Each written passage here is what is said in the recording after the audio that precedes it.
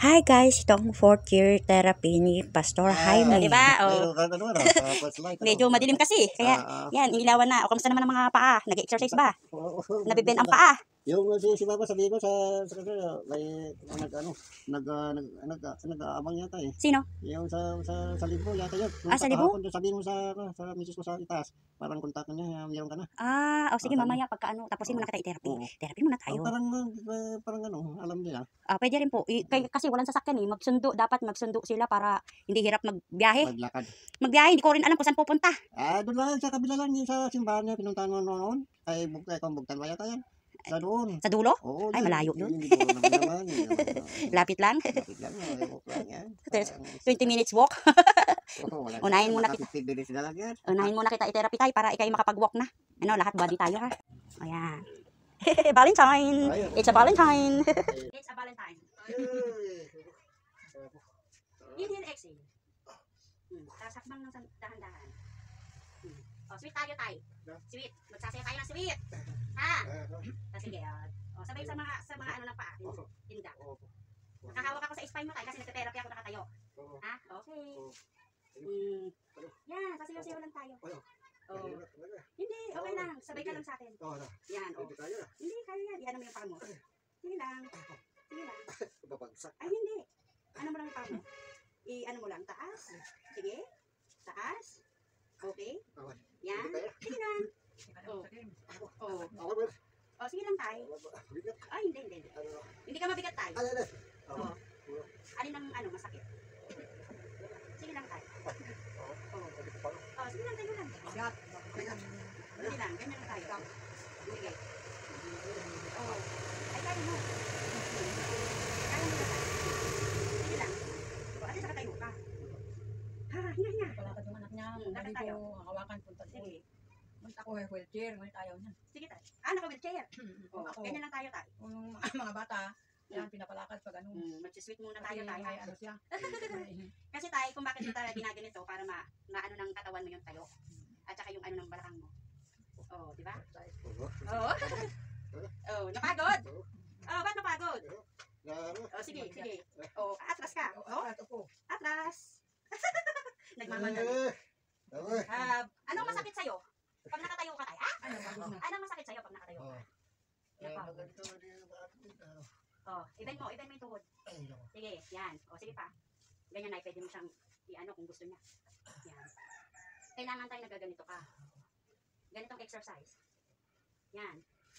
Para lumakas ang tuhod mo tayo. Ha? Hindi yung puro upo na na nakabaluktot, nakabiyan ng kasi bumababa yung balakang mo. Ha? Kailangan ganyan tayo ha. Magaganon lang yan. Iwasan mo yung muna yung magaganon kasi yung balakang mo tayo. Tapos ganyan.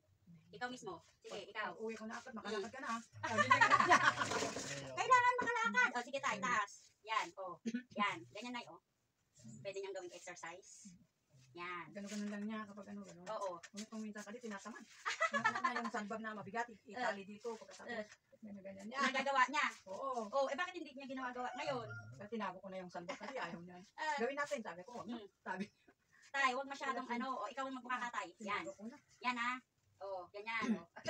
Para tumibay yung paa mo tay. Dahan-dahan. Dahan-dahan tay. Ikaw, 1 by 1 lang. Yan. Sige, ikaw ang Kasi pagka ito kasi para tumibay sa mga tuhod mo. Tapos i-bend mo yung isang tuhod tay. Tapos kabila. Yan. Yan.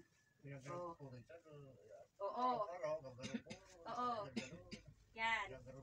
Tama. Kasi maganda yung katawan ni tatay no? Medyo mataba ka na tayo.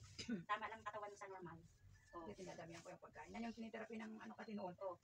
Lasang 4 na buwan. Konti lang ipakan mong rice sabi niya. Ewan ko. Parang tinitrato niya na high blood. Hindi siya high blood. Hindi siya high blood. Pumayat siya noon yung butot balat nga kasi ganyan lang sinabi ng taga-bawang. Hindi siya magkakaroon ng lakas kapag napayat siya. Yung mga muscles niya wala Yan. Di ba? Sige, kaya mo na, no? Kaya mo na tayo. Exercise ang paa. Ganun. Kasi nag-iisa ko. Ganun. Saka malang. Saka wala. Nakahiga niya. Ganun ko lang. Tama yun. Ganun. Okay, babaksa. mabuti ang ibaba dito. Sige nga, tingnan nga natin kung paano ikaw mag-exercise. Ha? Oh. Nakakailang kang ganyan? Oo, sakto. Talaga? Hindi ka napapagod? Hindi naman. Dapat pala na, ganyan ha. Tapos, pag magkasabay yung blend ng paa, kaya mo? Yung dalawa. Sige nga. Oh. Oh. Wow, ang lakas Kaya. Oh. Ang lakas Naitataas mo yung pet mo. Paano? Tingnan nga natin kung magkakaya mo. Maitaas yung pet. Taas mong pit daw. Sige. Sige. Kaya mo? Sige. Sige, yan Ay. Kaya pala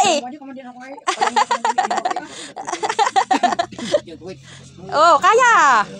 Kaya pala na kaya Kaya lang, pag tumayo, pagod pa. Mabigat kasi Mabigat ka. Kailangan araw-araw tumatayo. Uupo ka tay. Ako parang gano'n. Ha? Sinubok ako lumingsan. Parang bigat. Kaya ko gano'n, araw-araw. Kaya ngayon, mula ngayon, simulan mo na. Simulan mo yung tayo. Yan upo ko rito tay. Ikaw ang tayo. Upo. Tulungan ka nanay. Yan hahawa ka. Sige nga. Para makikita natin kung magbubukid ka na. Kasi pagka yung pet mo hindi mo maitayo, mahihirapan ka sa paglalakad. Kailangan maitatayo mo siya. Di ba? Wow naman. Talagang straight na straight ang katawan ni tatay. Nag-inhale exhale. Balance. Pag uupo ka, dahan-dahan. Diretso bumabaksak. Kasi mabigat. Kailangan talaga si tatay araw-araw tayo mag-exercise ka kasi lumalaki ka na. Hindi naman ganyan noon kapag tumayo din. Umupo, hindi. Diretso siya. Mabigat. Lagi nakahiga. Kasi dapat araw-araw umuupo tayo at saka tumatayo. Kasi mataba ka na tay. Mataba ka na tay. Ang laki mo na. Kasi may insure siya, kasi may insure. Talaga? May herbal pa. Ay, talagang pinapala sa insure at saka sa herbal. Kailangan mo tay talagang mag-workout kasi mayroon ka pa ng mga supplement. Baka hindi gumagana yung herbal kung hindi mag-exercise. Kailangan mag-exercise tayo every day. Di ba sabi ko, yung exercise mo before, mag-exercise. Lalo na pagka lumalaki na. Tapos itataas mo yung tuhod mo. Kasi syempre, yung katawan natin, kailangan may exercise. Yung mga kamay, i-straight mo. Tama yan. Parang bata. Kulang lang ang tayo. Parang bata. Bata ko ganyan. Ganyan talaga, na parang nag-uumpisa sa pagkabata. Bata kasi. Di ba? Alagaan mo ng parang bata talaga. Kaya sinabi na kasi direksyon, may bata. May anak na.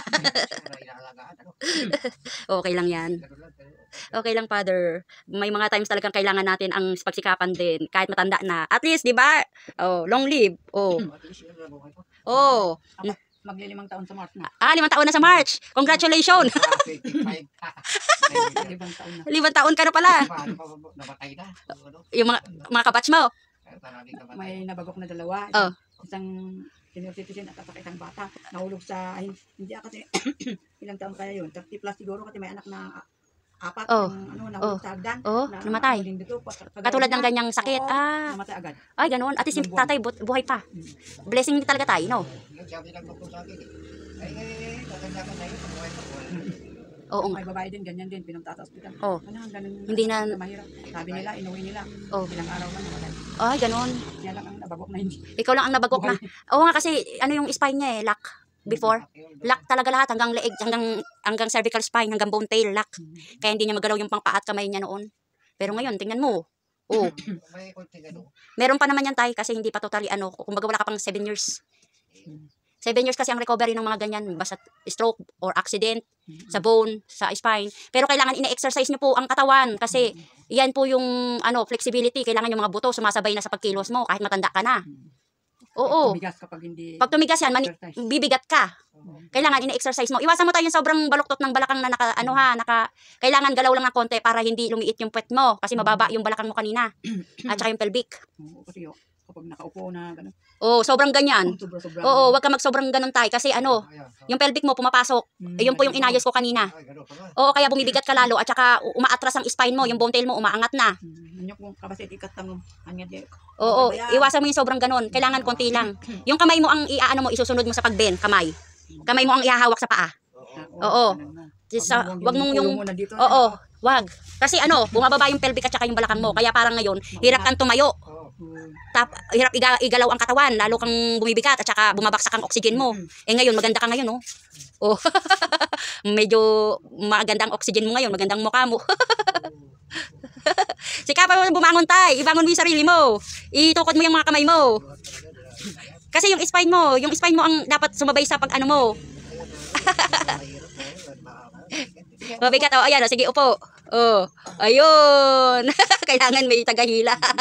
Huwag kang babaksak agad. Kontrolin mo yung spine mo. Oh. Para maganda, di ba? Gwapo ni tatay na eh. Oh, di ba? Oh, parang walang sakit, di ba? Oh, tumanda na. Ilang taon ka na? 73. Oh, 73 na. Si nanay, ilang taon si nanay? 71. Ako 48. Ilang taon pa kaya ako magte-therapy? Di ba? Oh, si tatay, oh. Ayan ang tayuan mo. Pag iyan ang hinahawakan mo, okay ka. Araw-araw nag-aano siya. Yun ang gusto ko eh. Hindi. Dapat ay tumatayo ka kasi itong balakang mo, nakaayos yan. Hindi na yan nakabaksak na katulad kanina. Na parang walang ano. Oh, laging gini. Hindi ko kaya matagal, kaya ganagay ko para... Ha? Kala niya Hindi tay. Ano lang, pakiramdam mo lang yon. Oo. Malibaw, mano ka. Pag yung utak mo, susunodin mo na iporsige, ang katawan mo susunod yan. Pagka inisip mo na hindi mo kaya, lalong ang katawan mo, hindi kakayanin. Oo, isipin mo kaya mo, ang katawan mo, susunod yan sa'yo. Kasi ano, nakakakilos na yung paa mo, nakakilos na yung ano mo, kamay mo, yung likod mo, yung ulo mo.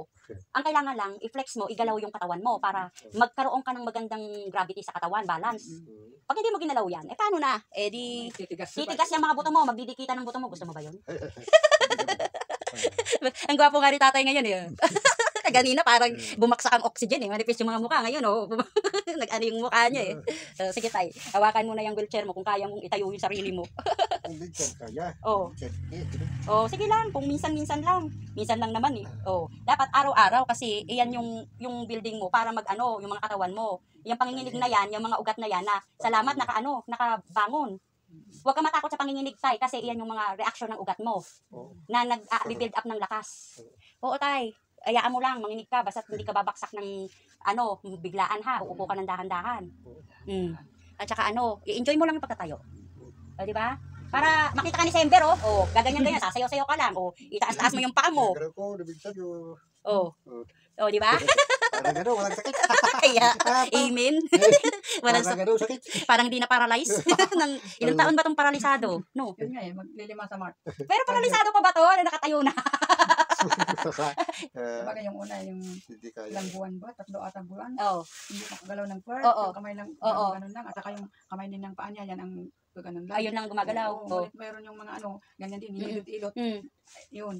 Unti-unti. Unti-unti na maganon. Oo. Hanggang sa makagalaw. Oo. Hanggang sa makakilos. Tapos yan, nakatayo na. Yung dumating si Simbar na. Yun, in-exercise na, 2 taon na yun. Alagaan niya ko. Kasi pag December. Naglalakad sila mo. Nagdadrive pa ako, dito. Nagdadrive po ba? Pare-ko-rekos. Dapat ganun ka hanggang ngayon tay. Dalawang bisis na umiikot. Dapat hanggang ngayon, ginagawa mo yun, nagdadrive ka. Wala December, wala. Walang nag-aalalay sa likod. Walang nag-aalala. Kasi kapag ako natatakot, baka hindi ko mawakan. Mabaksak. Oo. Yung mga dalawang kapag sila mag-alaga, tamad sila. Wala tayong magagawa doon. At least kahit paano, si tatay nakaka-recover na. 1 taon ata yan nung na-paralyze bago ko siya nahawakan. So, 20 siya na-paralyze. 21 ko siya hinawakan. 21 o 22? 21 po. Tapos, kaya kahit paano, nung hinawakan ko yan, meron pa akong video yan ni tatay eh. Sa tagutod pa. Sa tagutod pa. Nandiyan pa doon. Hindi pa siya nakakakilos. Kamay at saka paa pa lang yung mga nagagalaw niya. Parang kamay pa lang ata, tapos after nung nakakilos na siya, nakapag side view, nakapag na ng paa, bend. Tapos, yun. 21 ako nag-start. 21 na? Opo, mga December, meron siyang, meron siyang picture. May picture pa siya. Tagal na natin tay. 1 year pala. Happy Valentine. Diba? It's a Valentine's Day, guys. Happy Valentine mo sa anak mo. Araw ng puso. Kamustahin mo si December. Sa kanyang, Valentina. Tumawag noon. Tsaka si Gelson at tsaka si Sir Julius. Tumawag siya, nagtalika sila. Isang gabi. Parang may ubo ka na eh. Ipa-check up ka ba? Napa-x-ray pa kami. Ngunit hindi pa nabata yung x-ray namin. May goiter ka ba? May goiter ka?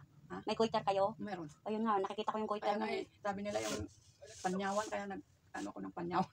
Napanyawan ka. Yung herbal, Okay naman ba? hindi ko alam. Parang lalo kong inuubo eh. Hindi, yung ubo ko nagsimula pa noon. 2 weeks na nag-antibiotic ako. Pagkatapos, itong Merkulis, nag-x-ray kami. Wala pa hindi pa na-reading yung x-ray namin. Kala ko na-reading na. Hindi. Pa-check mo muna eh, para maagapan yan. O, di ba? Kaya may gusto kong pumunta sa pulmonologist. Oo, mahirap magka-pneumonia. Yung result ng x-ray ko. Mm-mm. Hindi pa na-reading. Taga Bethany yung nag-medical mission dito. Merkulis. Dito niya. Bethany Hospital. Pating check up mo para gumaling Inuwi ka. pa niya yung kasi pa-readingan nila. Pagkatapos ibalik daw sa RHO. Sa Bagulin. Puntaan namin kapag tapos na. Oo nga. Ay, tapos ng reading. Dalawa pa naman kayong senior. Para dapat malakas ang mga katawan. Di ba? Si tatay, o palakas ka tay. Nay. Sige. God bless you, Pastor Jaime and family. Thank you for watching.